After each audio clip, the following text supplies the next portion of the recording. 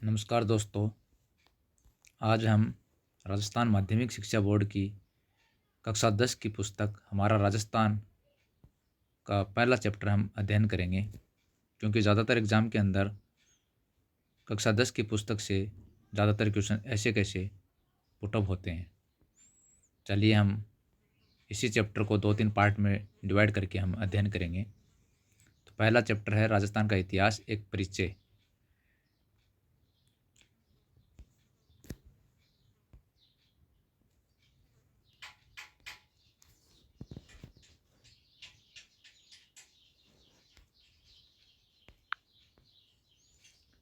First question है, राजस्थान के वर्तमान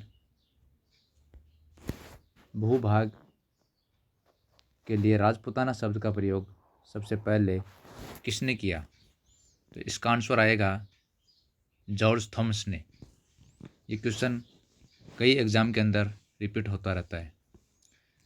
सेकंड क्वेश्चन है, सबसे पहले राजस्थान या राजस्थान शब्द का प्रयोग कब और किसने किया? इसका आंसर आएगा 1829 के ईस्वी में कर्नल जेम्स टॉड ने।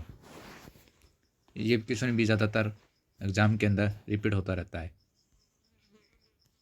थर्ड क्वेश्चन है, कर्नल जेम्स टॉड ने 1829 में अपने किस पुस्तक में राजस्थान या राजस्थान शब्द का सर्वप्रथम प्रयोग किया? ये क्वेश्चन ऐसे पूछा है कि 1829 में ऐसी कौन सी पुस्तक थी जिसके अंदर सबसे पहले राजस्थान और राजस्थान शब्द का प्रयोग किया गया था? इस पुस्तक का नाम है annuls and antiquities of Rajasthan. Question number आगे है, एकीकरण के कौन से चरण में इस क्षेत्र का नाम राजस्थान रखा गया था? इसका आंसर है 30 मार्च 1949 को एकीकरण के चौथे चरण में इसका नाम राजस्थान रखा गया था। आगे वाला क्वेश्चन है, राजस्थान के विभिन्न क्षेत्रों की प्राचीनतम नाम क्या है? ऋग्वेद में उल्लेखित राजस्थान के क्षेत्रों के प्राचीनतम नाम हैं जो इस प्रकार हैं: मरु, जाह्नव, जांगल, मत्स्य, सूरसेन। ये 5 नाम हैं जो कि ऋग्वेद में राजस्थान के लिए उल्लेखित किए गए हैं। आगे है मरु, मरुवार, मारवाड़। मरु, मरवार, मारवाड़ किसको बोला जाता है? तो ये शब्द हैं, ये जोधपुर के लिए फेमस माने जाते हैं। आगे वाला है जांगल प्रदेश किसको बोला जाता है? ये क्वेश्चन भी कई बार एग्जाम में पूछा जाता है।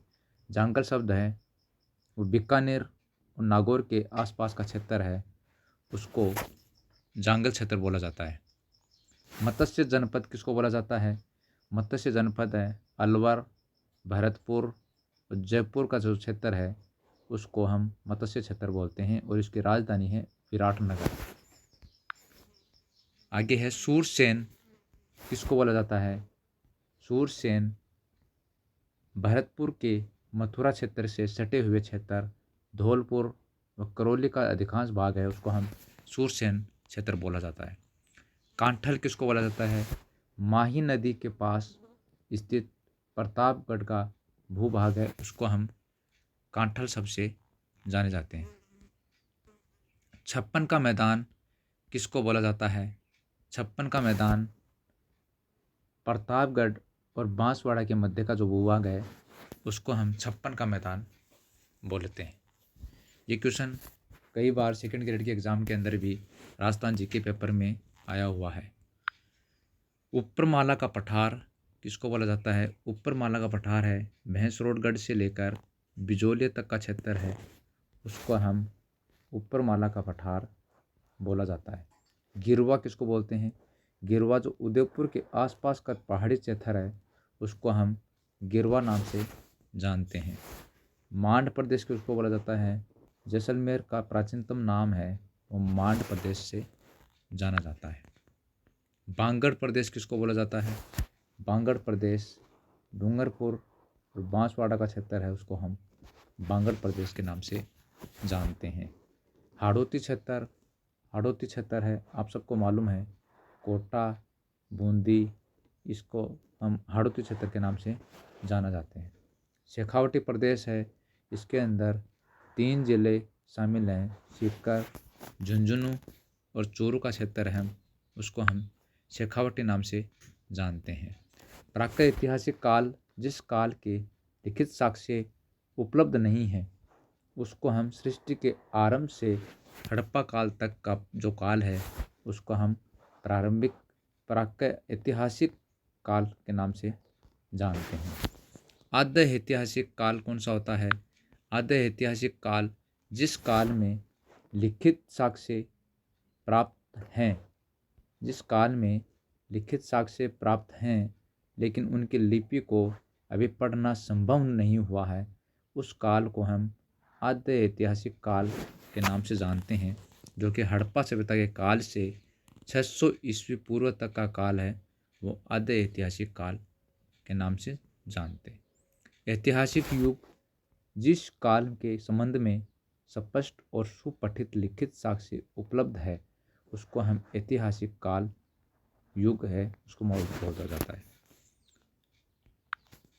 राजस्थान में सर्वप्रथम पत्थर से बनी पूर्व पाषाण कालीन हस्त कुठार की खोज कब की गई? राजस्थान के अंदर सर्वप्रथम पत्थर से बनी पूर्व कुठार की खोज कब की गई? तो इसका आंसर आएगा सन 1870 में C.A. हैकेट ने जयपुर और इंदरगढ़ से ये सर्वप्रथम पत्थर से बनी हुई है जो हस्त कोठार की खोज है, वहाँ पे की गई है। झालावाड़ से पूर्व पाषाण काल के अनेक उपकरणों की खोज की है, वो है शेटन कार ने। आगे वाला है जालोर में पूर्व पाषाण काल के उपकरणों की खोज का श्रेय दिया जाता है, वो है, उसको श्रेय किसको दिया जाता है? आल चीन को दिया जाता है, आल चीन को दिया जाता है। राजस्थान के पूर्व पाषाण कालीन उपकरण कहाँ प्राप्त हुए हैं? तो ये प्राप्त हुए हैं चंबल, बनास और उनकी सहायक नदियों के किनारे राजस्थान के पूर्व पाषाण कालीन उपकरण प्राप्त हुए हैं। राजस्थान में मध्य पाषाण कालीन उपकरण कहाँ मिले हैं? वो मिले हैं लूनी, उसकी सहायक नदियों के किनारे, चित्तौड़ की बेडस नदी घाटी और विराटनगर से ये मध्य पाषाण कालीन के उपकरण मिले हैं। मध्य पाषाण काल में पत्थर के बने इन छोटे उपकरणों को क्या कहा गया है? तो उसको कहा गया है माइक्रोलिथ। माइक्रोलिथ यानी लघु पाषाण कालीन, माइक्रोलिथ लघु पाषाण का उपकरण है, वो उसको बोला गया है। राजस्थान में नव पाषाण कालीन उपकरणों की प्राप्ति की प्रमुख स्थान कौन सा है? जो है बागौर भीलवाड़ा में है, जो बागौर है भीलवाड़ा के अंदर है, और तिलवाड़ा है वो बाड़मेर के अंदर है। तो ये इसका आंसर आएगा बागौर और तिलवाड़ा। राजस्थान में नव पाषाण कालीन उपकरणों की प्राप्ति के जो प्रमुख स्थान हैं, बागौर और तिलवाड़ा के अंदर है। राजस्थान में ताम्रकालीन संस्कृति के प्रमुख स्थल कहाँ कहाँ पाए गए हैं, वो एक बार देख लेते हैं। वो है गणेश्वर, सिक्कर के अंदर सबसे ज़्यादा ट्यूशन यहीं से उठाते हैं, और कालीबंगा है जो हनुमानगढ़ के अंदर है, गिलुंड है राजसमंद में है, आहाड़ व झाड़ोल है उदयपुर में है, पिंड पाडलिया है वो चित्तौड़गढ़ में है, कोराड़ा है वो नागौर में है, साबनिया व पुगल बीकानेर में है, नादला लालपुर किरोड़ित चुथवाड़ा ये जयपुर में है, और एलाना जालौर में है, बूढ़ा पुष्कर अजमेर में है, कोल वलीहा माहुली सवाई माधोपुर में है, और मला है भरतपुर में है। इस क्वेश्चन को कई बार ऐसे पूछ लिया जाता है कि बूढ़ा पुष्कर जो ताम्र पाषाण कालीन संस्कृति है वो कौन से जिले में स्थित है? तो इसका आंसर अजमेर में। ऐसे क्वेश्चन भी कई बार बना दिए जाते हैं। राजस्थान में लोहकालीन संस्कृति के प्रमुख स्थल कौन से हैं? राजस्थान में लोहकालीन संस्कृति के प्रमुख स्थल नो है भरतपुर में है, जोधपुरा जयपुर में है, और सुनारी झुंझुनू में है, और रेड है वो टोंक जिले में स्थित है। राजस्थान के किस प्राचीनतम स्थल को प्राचीन राजस्थान के टाटा नगर लोह सामग्री की प्रचुरता के कारण की संज्ञा दी गई है? इसका आंसर आएगा रेड टोंक। टाटा नगर यानी लोह सामग्री की प्रचुरता के कारण इसको रेड है, टोंक के अंदर है, इसको बोला गया है। लोहे को गलाने की भट्टियाँ, अस्त्र शस्त्र का उपकरण बनाने के कारखानों के अवशेष कहाँ मिले हैं? इसका आंसर आएगा जोधपुरा और सुनारी से। सुनारी है वो झुंझुनू के अंदर स्थित है।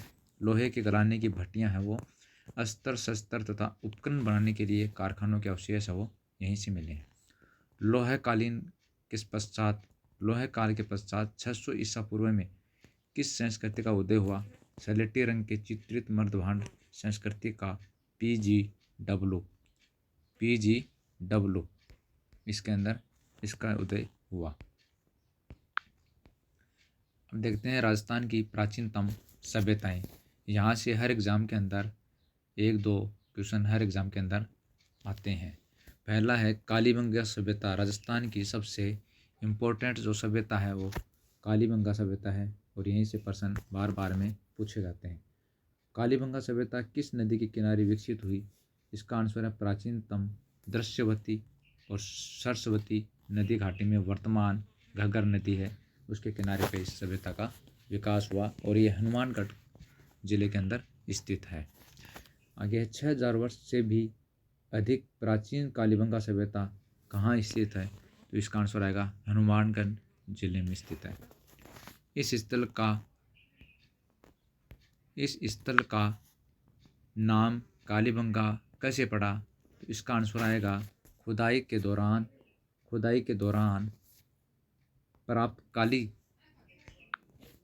प्राप्त काली चूड़ियों के कारण इसका नाम है जो कालीबंगा पड़ा था। कालीबंगा सभ्यता की खोज किसने की? कालीबंगा सभ्यता की खोज कब की और किसने की? तो इसका आंसर आएगा सन 1952 में अमलानंद घोष ने इस सभ्यता की खोज की थी। कालीबंगा सभ्यता का सर्वप्रथम उत्खनन कार्य किसके द्वारा करवाया गया? इसका आंसर आएगा सन 1961-62 में बीबी लाल और बीके थापर द्वारा कालीबंगा सभ्यता का उत्खनन कार्य करवाया गया था। उत्खनन में कालीबंगा सभ्यता के कितने स्तर सामने आए थे? इसका आंसर आएगा 5 स्तर।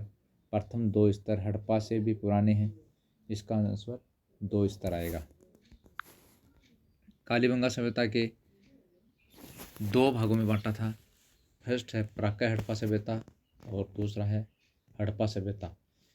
यहाँ मकान बनाने में मिट्टी की ईंटों को धूप में सुखाकर काम में लिया जाता था। यहाँ से उत्खनन में प्राप्त मिट्टी के बर्तन और अवशेष पतले और हल्के हैं तथा इनमें सुंदरता व सुडौलता का अभाव है। कालीबंगा से जुते हुए खेत के साक्ष्य भी मिले हुए हैं। आगे देखते हैं कालीबंगा से एक बच्चे के कंकाल की खोपड़ी में 6 छिद्र मिले हैं जिसे मस्तिष्क शोथ बीमारी के इलाज का प्रमाण माना जाता है। ये क्वेश्चन भी कई बार पूछा जाता है कि बच्चे की कंकाल की खोपड़ी में 6 छिद्र मिले हैं जो कि कौन सी सभ्यता के अंदर मिले हैं? वो कालीबंगा सभ्यता के अंदर।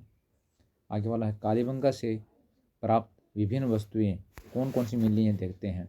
हवन कुंड है, खिलौना बैलगाड़ी है, लकड़ी की नाली है, बेलनाकार मुहर है। ये सब जो चीज़ें हैं ये वो इसके अंदर कालीबंगा सभ्यता के अंदर मिले हैं। अब हम देखते हैं दूसरा है आहड़ सभ्यता। आहड़ सभ्यता किस नदी के किनारे विकसित हुई? तो इसका आंसर आएगा आहड़ नदी या आयड नदी के किनारे। देखो ये मैंने इसके अंदर लिखा हुआ है, फर्स्ट ग्रेड के अंदर आया था 2022 के अंदर कि आहड़ सभ्यता किस नदी के किनारे स्थित है या विकसित हुई? तो यह आहड़ नदी आएगा या फिर आयड नदी किनारे आएगा। दूसरा आहड़ उदयपुर में किस सभ्यता के अवशेष मिले हैं? तो ताम्रयुगीन सभ्यता है ये आहड़ सभ्यता, ताम्रयुगीन सभ्यता है। आहड़ सभ्यता को हम किस नाम से जाना जाते हैं? तो ये ताम्रवती है या फिर धूलकोट नाम से भी हम इसको जानते हैं। इसको भी मैंने अंडरलाइन किया है क्योंकि ये बार बार क्वेश्चन आता रहता है, फर्स्ट ग्रेड के अंदर क्वेश्चन आया हुआ है। आहड़ सभ्यता को अन्य किस नाम से जाना जाता है? धूलकोट या ताम्रवती नगरी। कई बार क्वेश्चन को घुमा देते हैं कि ताम्रवती नगरी किस सभ्यता को बोला जाता है, तो नीचे 4 सभ्यताओं के जो ऑप्शन दे देते हैं, तो उसके अंदर आएगा आहड़ सभ्यता। आहड़ सभ्यता की खोज कब और किसने की, तो 1953 में अक्षय कृति व्यास ने आहड़ सभ्यता की खोज की थी। आहड़ सभ्यता का उत्खनन किसके निर्देशन में हुआ, तो इसका आंसर आएगा रतन चंद अग्रवाल और एच.डी. सांकलिया के निर्देशन में। ये क्वेश्चन भी बार बार में पूछा जाता है। रतन चंद्र अग्रवाल और एच.डी. सांकलिया ये दोनों हैं वो कि उत्खनन के इनके निर्देशन में ही आहड़ सभ्यता का उत्खनन हुआ था। इस सभ्यता के लोग मकान बनाने के लिए किसका प्रयोग करते थे, तो धूप में सुखाई गई ईंटों एवं पत्थरों का इस सभ्यता में को मकान बनाने में इसका प्रयोग किया गया था। इस सभ्यता के लोग मृतकों को गहनों और आभूषणों के साथ में दफनाते थे। ये भी एक मैंने अपने आप में अंडरलाइन करने जिसको मैं बहुत इम्पोर्टेंट है कि किस सभ्यता के लोग हैं जो मृतकों को गहनों और आभूषणों के साथ में दफनाते थे, तो इसका आंसर आएगा आहड़ सभ्यता के लोगों द्वारा। आहड़ सभ्यता के उत्खनन में बर्तन मिले हैं, लाल और काले मिट्टी के बर्तन मिले हैं। लाल और काले मिट्टी के बर्तन मिले हैं। आहड़ सभ्यता के का नाम ताम्रवती नगरी रखा गया था। क्यों रखा गया था, तो इसका आंसर आएगा तांबे के औजारों उपकरणों के अत्यधिक प्रयोग के कारण इसका नाम है वो ताम्रवती नगरी रखा गया था। तीसरी सभ्यता हम पढ़ेंगे गिलुंड सभ्यता है। गिलुंड सभ्यता कौन से जिले में स्थित है, तो इसका आंसर आएगा राजसमंद जिले में स्थित है। गिलुंड सभ्यता का विकास किस नदी के किनारे हुआ था, इसका आंसर आएगा बनास नदी के तट पर गिलुंड सभ्यता का विकास हुआ था। गिलुंड राजसमंद में किस सभ्यता के अवशेष यहाँ पे मिले हैं, तो ये ताम्र युगीन सभ्यता, क्योंकि आहड़ सभ्यता वो भी उदयपुर जिले के अंदर है ना, तो वहाँ पे भी ताम्रवर्ती नगरी इसको बोला जाता है।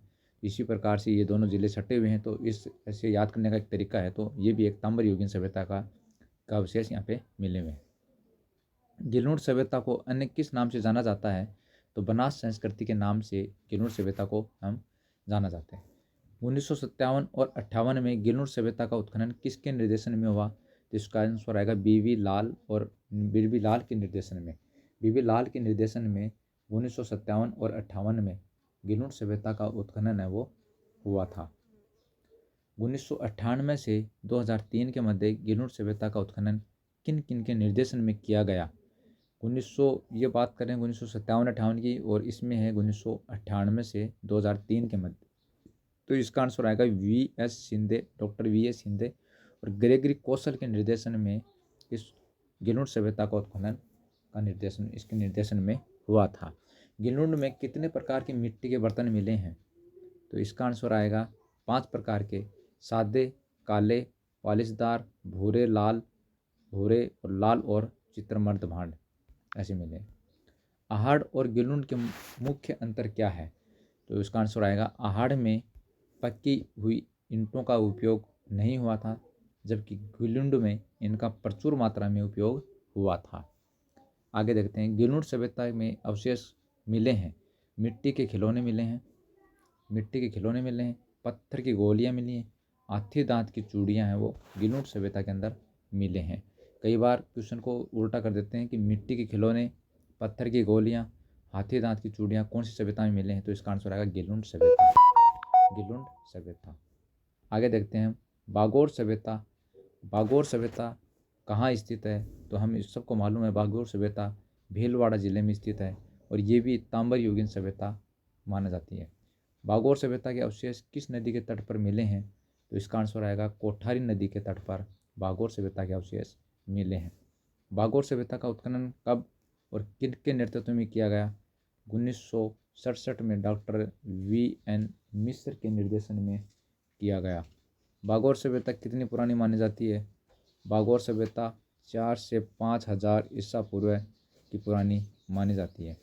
राजस्थान के किस स्थानों में मध्य और लघु पाषाणकालीन उपकरण मिले हैं, तो इसका आंसर आएगा बागोर भीलवाड़ा से मध्य एवं लघु पाषाणकालीन उपकरण मिले हैं। बागोर सभ्यता से तांबे के उपकरण प्राप्त हुए हैं, जिससे सर्वाधिक महत्वपूर्ण कौन सा है, इसका आंसर आएगा छेद वाली सुई है वो बागोर सभ्यता से मिली है।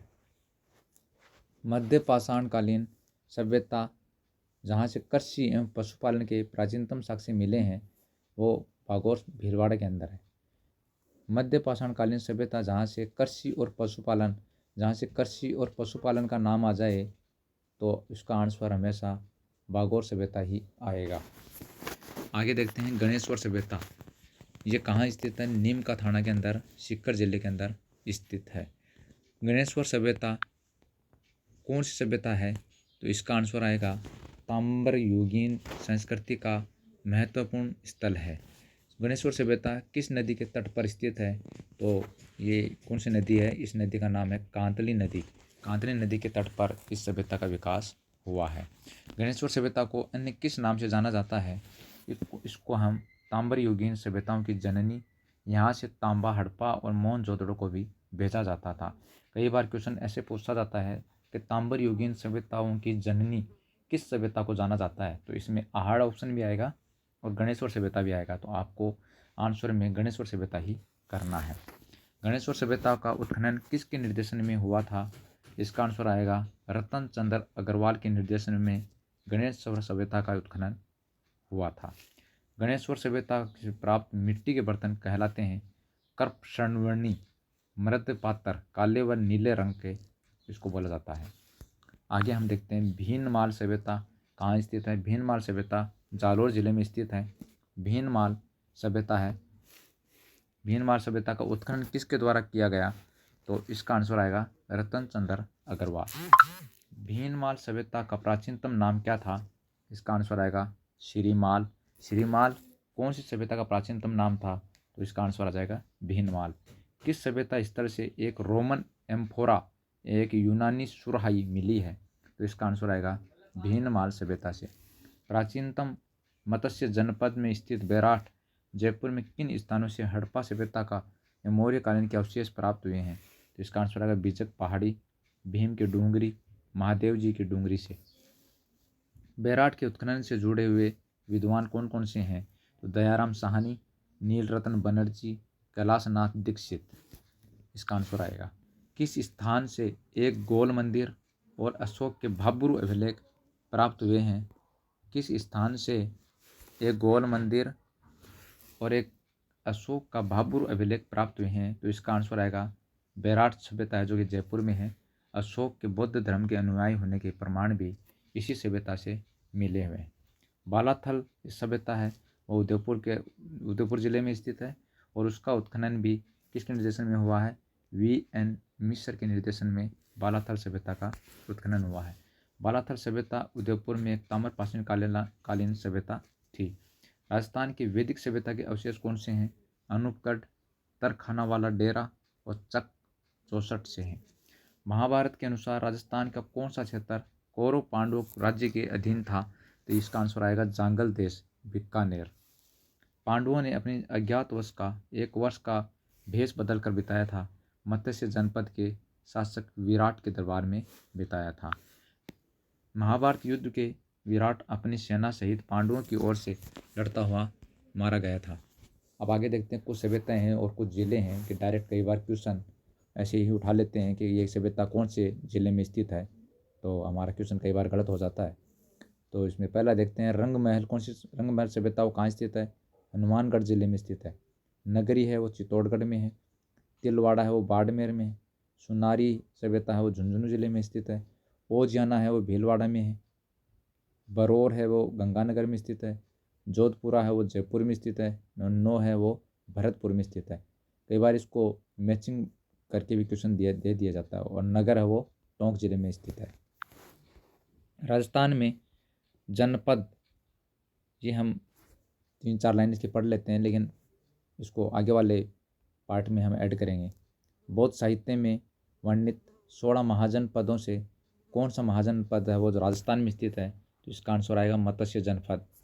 दूसरा है उन महाजनपदों के नाम बताओ जिनके अंतर्गत राजस्थान के क्षेत्र शामिल थे। सूरसेन, अवंती, मत्स्य, कुरु। आगे वाला है उत्तर पश्चिम सीमा से आकर राजस्थान में बसने वाले कबीले क्या कहलाते थे? वो थे मालव, योद्धे और अर्जुनायन। मालव, योद्धे और अर्जुनायन।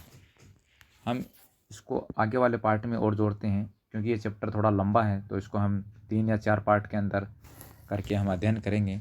और इसी प्रकार से हम कक्षा 10 की हमारा राजस्थान पुस्तक का अध्ययन करते रहेंगे, क्योंकि ये पुस्तक हर एग्ज़ाम के अंदर इस पुस्तक से क्वेश्चन उठाए जाते हैं ऐसे कैसे। वीडियो अच्छा लगा तो सब्सक्राइबर करना। थैंक्स, धन्यवाद।